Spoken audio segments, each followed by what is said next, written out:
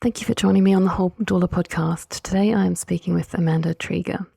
Amanda, she, her, lives in the Hunter Valley on Wonnarua Country. Amanda is a sacred birthkeeper and she is honoured to be present as life begins and a mother is born. She has worked with thousands of practitioners and women over the past 20 years, nourishing holistic health, and she considers herself a lifelong student of the world. Amanda's favourite place in the house is hiding in her clinic rooms making herbal creams and potions. She creates ripples of change supporting positive menstruality culture with her co-founded business Weaving the Red Thread. Amanda works with practitioners and women towards holistic health in a beautiful home clinic in Largs in the Hunter Valley in New South Wales and also online via Zoom. You can see the show notes to find out how to connect with Amanda, and I hope you enjoy our conversation. Welcome to the Whole Doula podcast. The Whole Doula podcast is a conversation space for doulas and birth workers to talk about the diverse paths that led them to birth work, as well as the diverse and unique skills, interests and offerings they bring to their birth-keeping roles. Here I dive into conversations with others who may be wondering how to bring the different aspects and experiences of their own lives into their roles as doulas in business. After all, there is more than one way to doula, and I'd love to help others see the connections between all the different parts of themselves, to see themselves as a whole doula. I am your host, Mary Giordano, doula, birth educator, counsellor and doula business mentor, and this is the Whole Doula podcast. I hope you enjoy listening. Thank you so much, Amanda, for joining me today on the Whole Doula podcast. It's really lovely to chat with you. I'd love to hear firstly whereabouts you're based and also how you refer to yourself, if you're a doula or a birth worker or something else. Yeah, so at the moment I'm physically based in the Hunter Valley in New South Wales, which is beautiful, just outside of Newcastle in the hills. And I work a lot online as well. So I am a doula and I refer to myself often as a matri-essence doula. But I'd say I'm a doula of the entire menstrual reality for women because I actually hold young girls and menarche celebrations and stories and sharing alongside that birth preparation and then into the menopause transition as well that we need to have a lot more support through. And I have done some death doula support work with termination and loss in the past as well. I use words like birthkeeper often. You do.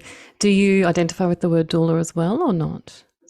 I do. Doula was really interesting for me around that concept of being of service was the first way that I'd been introduced to that concept of being with woman, but of service. And I guess I'm not a really traditional doula in the way that I'm in the home or supporting mum in ways that other doulas might. There's certain ways that I support them with nutritional and herbal medicine and lots of physical Reiki and bodywork support as well. So I do a lot of holistic doula work as well. Beautiful. And it sounds like you cover it's a full spectrum support that you offer through the rites of passage from menarche to menopause and everything in between, which is really beautiful. And I'm wondering, often I find, things become relevant and interesting to us when we live them ourselves. And so I'm wondering if this has been an evolving journey of yours where you've sort of added things to your services and interests as you've sort of transitioned through those phases or in those phases yourself, or if it's something else that led you to this path. I'm often fascinated by perhaps, the birth workers who aren't mothers yet, purely because it was so different to my experience. It was absolutely not on my radar before I became a mum. So I'm always interested in how people sort of get into this work and whether it was through lived experience or some other way.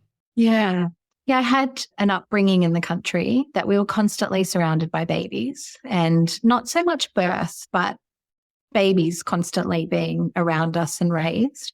I moved to Lismore and went to study naturopathic medicine at Southern Cross Uni and stumbled onto the Lismore Birth Centre in Santo that was out there, and she was teaching active birth and doula work. And I went through my training with Optimum Birth at a really young age. So I was 20 when I started to train as a doula and was not interested in having kids at that point, but really fascinated by women's health and the changes that we go through as we transition and birth our babies and the energetic and the matri-essence journey was always really astounding to me, even as a young person.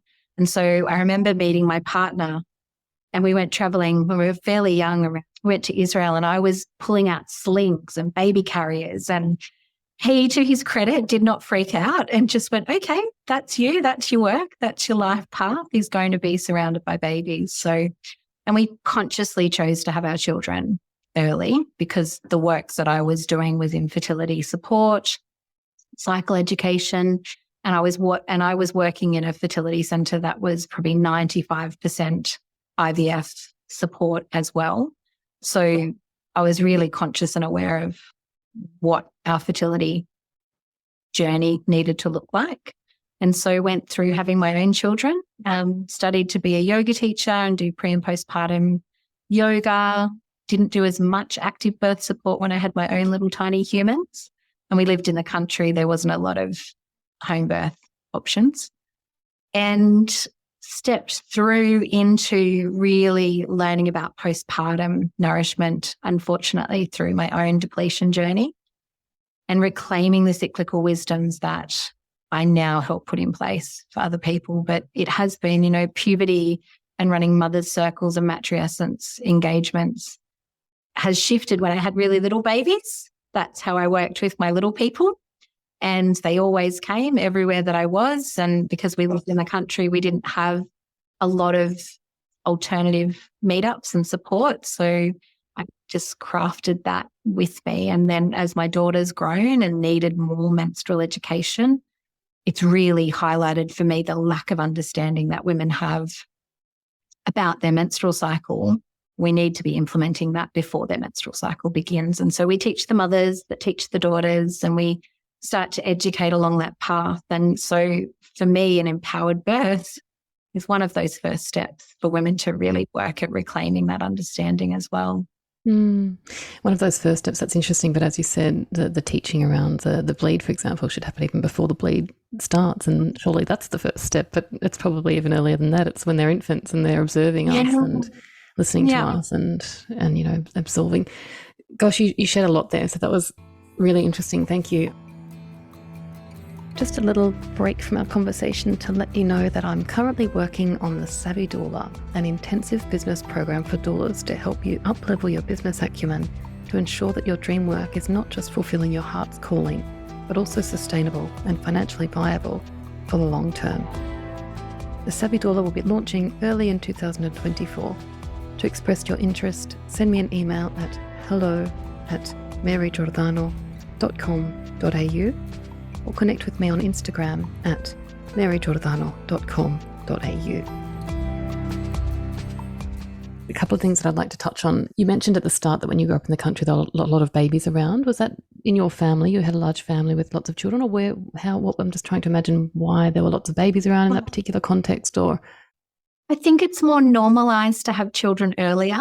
And I think where we were in a small community, it was more normalized that there were just children involved in all of our lives all of the time. Mm-hmm. So my mum comes from a family of 6 and they all had pretty big families. So I had lots of cousins and children coming through.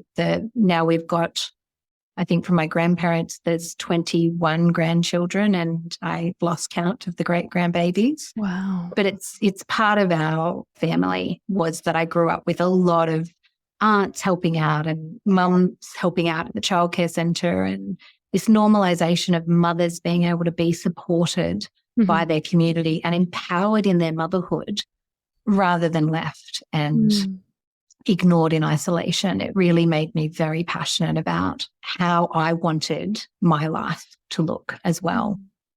It's really interesting because you also shared that you experienced depletion yourself. So do you feel that despite having had all of this knowledge and experience beforehand, you still didn't receive the level of support and care that you needed in your postpartum? Or yeah, look, we were very isolated. My husband and I have an amazing connection, and we've made a really solid foundation of support. But my first baby was a complicated birth, and it was a trauma-based birth, and he didn't sleep pretty much for 18 months. So we lived out in this beautiful space out in the middle of nowhere, and it was amazing from a connection with myself and my baby, but incredibly isolating because he would not drive in the car. He didn't sleep for longer than 45 minutes, and that was day or night. So, and we just didn't have family that really understood or had the capacity, I think, to just turn up and be with us. And we didn't have the community of people that had babies because I was young in comparison to most of my friends that had gone to uni and gone through that process. The first thing on their list was not going to have babies. Yeah, it's such a familiar story, unfortunately. A lot of what you share was very similar to my own experience as well, the first and even the second time around. And we don't know what we don't know, and so many of us are unsupported, and many of us are working in this field not having received any level of the care and support that we provide others, and so operating sometimes from long-term and chronic depletion and learning as we go to try and heal that, as you said you are as well. So important. And I love how your work is involving women and, you know, girls across the whole lifespan. And I'm wondering how your community receives that work, if they're very receptive to that care and that unlearning and relearning, or if there has been, if it's been a challenge to sort of get into the community and get people to value and understand the work that you offer. Yeah, it's interesting. And I think that's why I work across the whole timeline, because when you talk to women, you're really talking to the time of life that they're in and that they're interested in.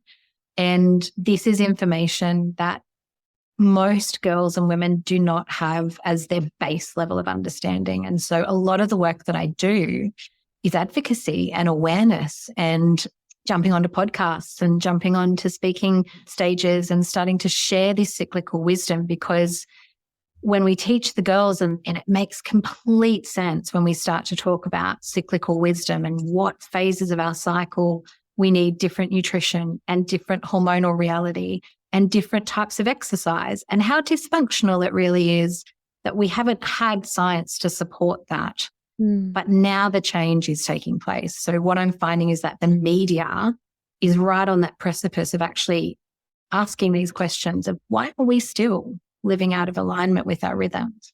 Why is it still inappropriate to share that I'm on my menstrual day, or I'm halfway through my cycle and I've got lots of energy and these are the things that help me?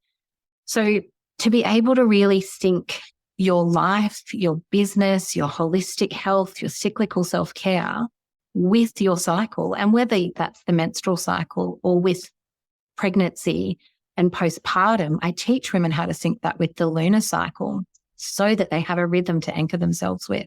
Because those energies that influence us, they can either bring up really intense issues and challenges, or they can offer us such an amazing opportunity to really look after ourselves. So it's big to be able to really understand this work. And I do offer a lot of free challenges or mini programs. A lot of the work that I do is online now because I've done so much work in communities. And then my husband, who's a little bit of a gypsy, we go, oh, we're going to the next place. And so we up and we go, which is great. I love traveling. But consistency in getting the message out, gosh, things have changed since 2020. It's been really more difficult helpful. Or more easy to get through to people? More easily getting the message out because people are more likely to pick up a podcast. They're more likely to jump online. They're more likely to share and engage in a group. And what I'm finding is that the mums are less isolated because everybody is doing it rather than just women that are at home and seeking out that extra support. So what I have found is that more people are likely to jump on a Zoom call for a naturopathic consult. I do a lot of work with vaginal health. So whether that's during pregnancy and the changing vaginal microbiome and fertility, it's essential. But looking at what our babies are born through and supporting that immune system inoculation at the beginning of our journey, and then working in postpartum depletion because I really get it. I've lived it. I've studied it. I've worked with so many women, and practitioners now is who I'm working with. So I train other naturopaths and nutritionists and physios and yoga teachers and doulas about how they can bring this into their work so that it's going more places. Because just speaking from me, there's lots of people saying similar things, but there needs to be all of us speaking this. The more people hear things from the more angles and places, the more it's going to penetrate, isn't it, into their awareness? Yeah. And I think we're in such a state of depletion as a society at the moment. So in the last few years since COVID, you've really noticed the change in momentum or change in receptivity or people's willingness to maybe do online consultations where before they wouldn't have, and you've really noticed a change in the past few years? I have. And people being able to reach out. And I guess I come from a country perspective as well. The capacity to jump on an online call has transformed client support for me because I don't have to turn up in the town and they don't have to take 3 hours out of their day, an hour to travel, an hour to come to the consult and an hour to go back. Yeah. All of my online dispensary. So I have an apothecary that I order through. So I can send herbs and nutrients and the right kind of teas and supports to clients that really need them. And they're there within 2 days because I don't have to pack and organize it. So there's so many gifts to that shift. I do get really lonely in terms of not being in community. And so I build that in other ways. So it's whether or not that's the mother's circles that come in or I run retreats, which I love. We've got a parent-child retreat coming up with my hubby in the Hunter Valley soon. So that's how I get my fill, is that I'm either at birth and I take on some doula clients, or I'm at the yoga class and supporting in that way, or we're running retreats so that we're still getting in-person community connection. But being able to run challenges online, so 5 days of an hour a day, we just jump on and talk Slack or wisdoms, anybody can access that really easily. Yeah, that's great. So, and you're working in collaboration with your partner. Has he also been in this area of work for a long time, or is it something that he's sort of became interested in as a result of what you're doing, or have you developed it together? Also, you mentioned that you move around as well. So, yeah, so is it something that you continue working together on in different places, or is this the first time you've worked together? And how long have you been in the place that you're currently in? I'm just kind of trying to get a picture for what that looks like, that nomad lifestyle. Yeah, gosh, it's been better in the last couple of years. We bounced around. Probably the last big shift that we had was right at COVID time, and it was just intense because we had bushfires here. Then we went through floods to get to Queensland. We'd done a 2-year reno, and we landed at a school that was pretty traumatic for hubby to work as a deputy principal there. So that was 3 months, and then we were back where we are. So we're pretty solidly in the Hunter Valley now, which is great. Before that, we used to bounce around a lot because my husband's a teacher, and so we'd get contracts depending on what he needed. And particularly when my work was able to be set up no matter where we went, it was quite easy to turn up in smaller towns as the only doula. Helps. The only women's health naturopath. That makes it a bit easier to be known. And because I've got lots of different facets to the business, I could either teach yoga, or I could do birth work, or I could do postpartum and circles. So it gave me the ability to have lots of community, which again, for me, is probably the primary driver. So hubby's a teacher. He works with wellbeing, and he works specifically with disability and supports students to be the happiest, healthiest versions of themselves within the school system. He's also a rites of passage facilitator. So we've gone through, again, learning for what we need for our family, of honouring these rites of passage, not only from our daughter's perspective, but also for our sons and other young people as well. So a lot of the work that we've done together in the past, we've facilitated some things together. It's an interesting combination because he's really masculine and he knows more about birth, periods, all the other things that naturopaths talk about than any other man that I know. He's very comfortable with talking about vulvas and vaginas and going out to buy period products and normalizing that within our household as well. He's just the most comfortable with sports and football and going mountain hiking and things, working with those transition phases. Yeah, again, you shared a lot there, which was lovely. And so you're primarily sort of based across the Hunter Valley now, which for those who may be unfamiliar, it's a reasonably large, I guess for Australia, it's a moderate-sized area. My family actually lives just not far from there as well, in a little town called Gloucester. I don't know if you're familiar with Gloucester. I do. We camp up near Gloucester. I love it. Don't love the road. Don't love to get there. Like the camping. Buckets Road. Yeah, it's intense. Yeah, it's been improved over the years. I don't get there very often, so I don't know what it's like at the moment. Okay, so I wanted to touch on, so you said that because you've got a range of different skills or feathers in your hat or whatever, things to draw on, so in a new community you can sort of get a feel for what the need is and what the demand is and adjust your offerings accordingly. Obviously, I think it's great for business as well to develop multiple and diverse income streams. You said you spoke to that in terms of the value of providing you with support, a community, connectedness through a variety of different ways. But for those, considering how to sustain a doula business for the long term, I think there's a really important piece there around diversifying your offerings and income streams so you don't have to rely on one thing only. And for me, it was that transition through motherhood myself. I need my business to be flexible enough to support all of the different aspects of what I'm capable and what my focus is at that point in my life as well. Mm-hmm. I use a lot of online support now. So I use a lot of online programs and ways to reach out and engage and give skills to women that don't have to be in person. But I really love being in person. Mm-hmm. So I'm curious to ask you just a few questions. So firstly, how many births roughly do you currently attend? At the moment, I'm only taking probably 4 a year because I have a lot of other commitments in place and I don't have a backup doula. My last beautiful home birth midwife who I used to collaborate and work with, she shifted away. And so I've just slowed down what I'm doing with that because there's not someone that I'm deeply aligned with that I've connected with since she's left. As a backup, and you feel that the backup is an essential component? I like working in collaboration. I like working in home birth. I do support women through hospital births, but I really enjoy working in the realm that's most aligned to what my supports can really nourish as well. Mm-hmm. So, yeah, at the moment, just 4 a year.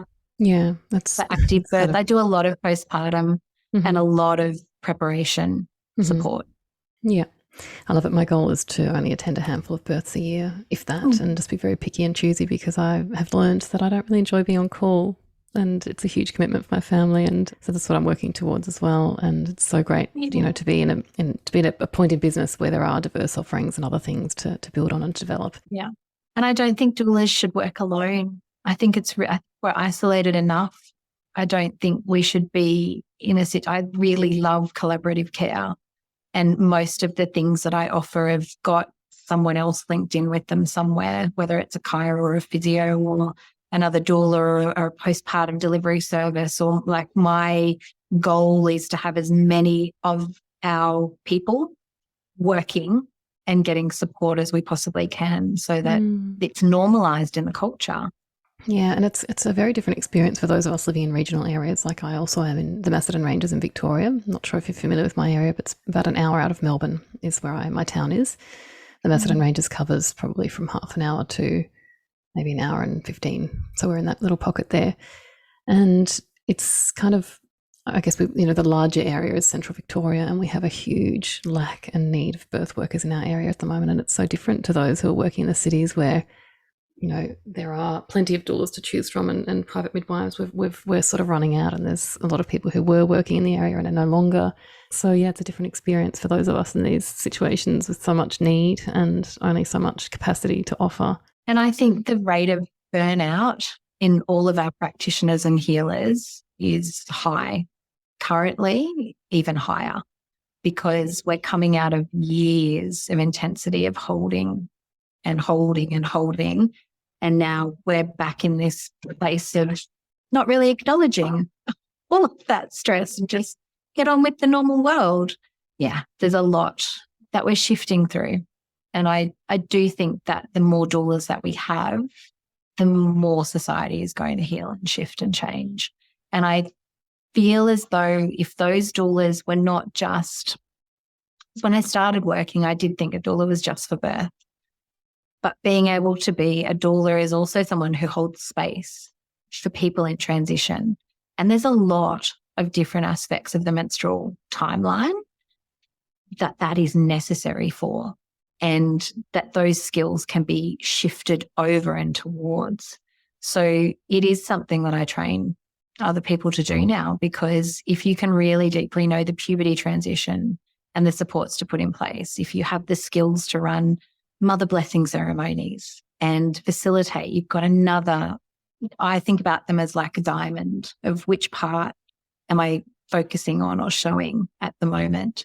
Because when I thought about them as hats, I would think I had to take one hat off and then put the next hat on. There's too many hats. Too many hats. There's so many different metaphors you could use, aren't there? But I love that, how you're noticing one of them, which is, I guess, the one we hear most commonly. It does sort of suggest that you have to remove one. I've never really thought about it. I guess you could just pile them all on. And I did sometimes, and I felt like I had all these hats on. But to think of all the different faces of the diamond that are always present, but depending on which one you're looking at, that's more salient and relevant at any given time. So I'm interested to know what your thoughts would be, or what your advice, if you like, might be to people considering becoming doulas, or perhaps early in their doula journey, aside from what we've already discussed around developing different offerings. But is there anything else in particular that you'd like to share to new doulas? Value yourself. Value the work that you offer and the time that you're away from your family, and make sure that you have an energetic exchange, whether that is money or whether that is service, which I know is how so many young doulas start out. But the resentment that builds up when we aren't received for the value that we offer means that we see a lot of doulas leave this industry really quickly. And that's not how we want it to move forward. So I offer scholarship positions, but I charge my clients what I know that they can afford, because I know they spend it on a pram. It's really interesting. Spend it on a pram, spend it on a car seat, but actually spending it on someone who is there transitioning, supporting, educating, nourishing you, that is of such high value. And it may not be the same value when we start out. I certainly didn't charge what I charge now when I was 20 years ago. But not giving away your services without exchanging energetic value for that would probably be my biggest reflection of where I've come from, because women that are of service and of heart-led, and I would love every woman to have a doula, but I can't be every woman's doula. Of course, yeah. And that's a really tricky one for a lot of doulas, and some I've spoken to for this podcast and others I've just spoken to in different places, online and in person, not sort of knowing how to charge and trying to figure that out to start with, and looking at perhaps what the rest of the doulas in the area might be charging. But also we all have such diverse offerings and skills and interests and focuses and experience and background and knowledge. And so it's really difficult to compare. Even if it's the same number of visits, it's a different person, it's a different quality and a whole different package that they bring. So that can be tricky. I'm actually working on a business strategy and support program for doulas called the Savvy Doula at the moment that can help with that. And it's so essential to be able to know your own value. I'm curious and what to know, you're comfortable. Yeah. So when you say you charge what you know they can afford, I'd just like to unpack this briefly, because I think that would be difficult for some people to navigate. And so when you say you know that they charge such and such on a pram or whatever, how do you know that? And how do you sort of, when you say you know what you charge, what they can afford, does that mean that your price changes with every single client and you sort of do a little, or is it that you've got a couple of options and you know that if somebody's just through your visits and getting to know them, observing their space and asking them maybe directly, did you buy a new pram or a secondhand pram? I'm not sure sort of how you're listening. Well, and I came from what you would consider poverty in terms of how we got started. So I couldn't afford a pram. I couldn't afford a cot. I couldn't afford a nice car. All of my money went into supporting my well-being, nourishing my education, and what I truly valued, creating community, traveling. So clients will value what is of their highest support, what is of their most benefit, whether or not they understand that the work that you offer is of high value to them. That's where the conversations come in, to understand what they value and what their realistic budget is. I often ask clients, what's your budget for a doula? What are you looking to spend? Because my costs are a lot higher than other local doulas that are in the area. And if they're just looking for, I'd like someone to be present at the birth and I'd like some information, but really I want someone just there for the birth, I will often refer them on to other doulas because within their price range, within their budget, that's really aligned. If I know that they need the naturopathic support, if I know that they really are invested and that they value what I'm offering them, I will discount the service to what they can afford to pay.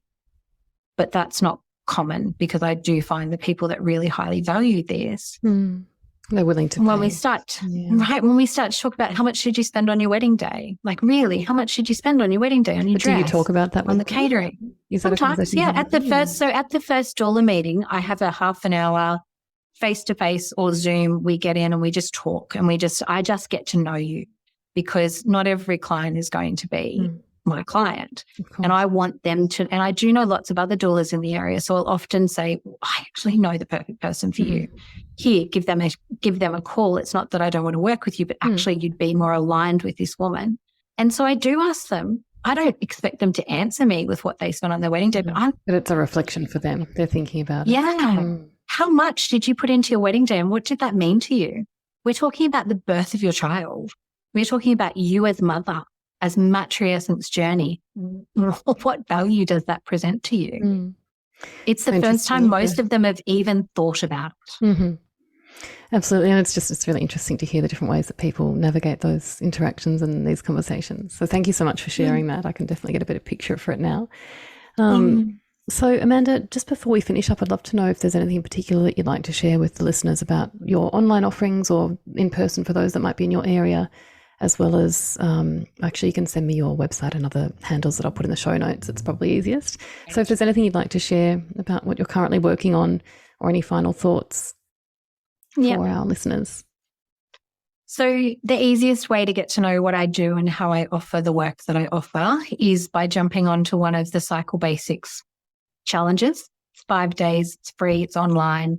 And what I go through is teaching you about the different phases of the cycle and how you can engage with that from your own well-being or also from a client perspective. So it's open to any health professionals or healers.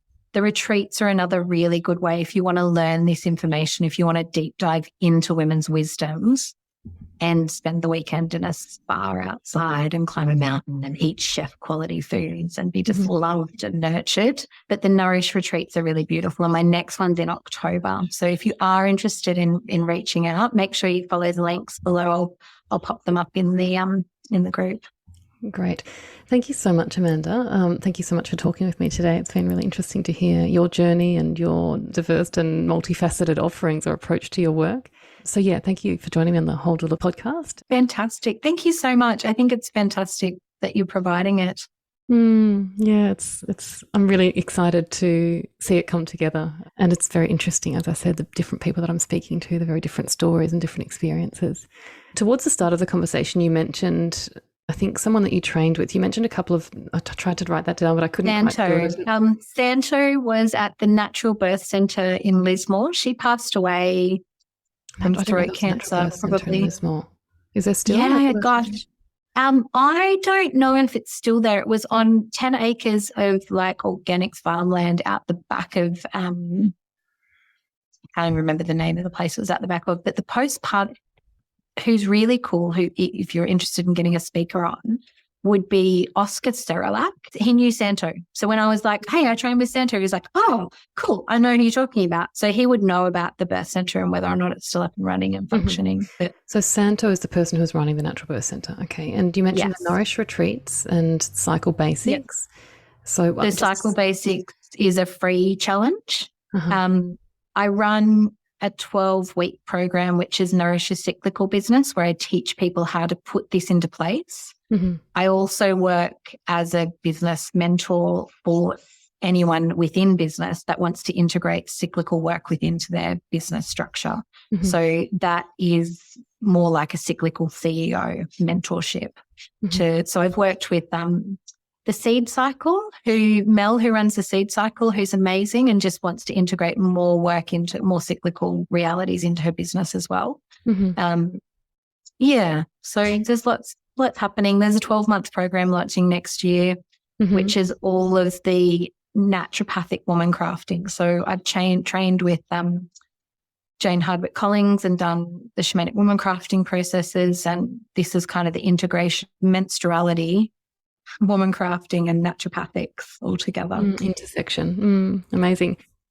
I hope you enjoyed listening to my conversation with Amanda today. And if you'd like to find out more about the offerings and things that she talked about, you can read about them in the show notes. I really, really enjoyed this conversation and listening to the multiple aspects of interest and skill and experience that Amanda brings to her work from over the past 20 years, and the way that she integrates her various offerings into her work and the community and how she's evolved over time. So I hope you enjoyed listening as well. Thank you so much, and I will look forward to sharing another episode with you soon. Thanks so much for listening to the Whole Doula podcast with Mary Giordano. I hope you enjoyed listening to our conversation today. If so, please hit subscribe and consider leaving a review wherever you listen to your podcasts. I'll be back with another episode in 2 weeks. Have a beautiful day.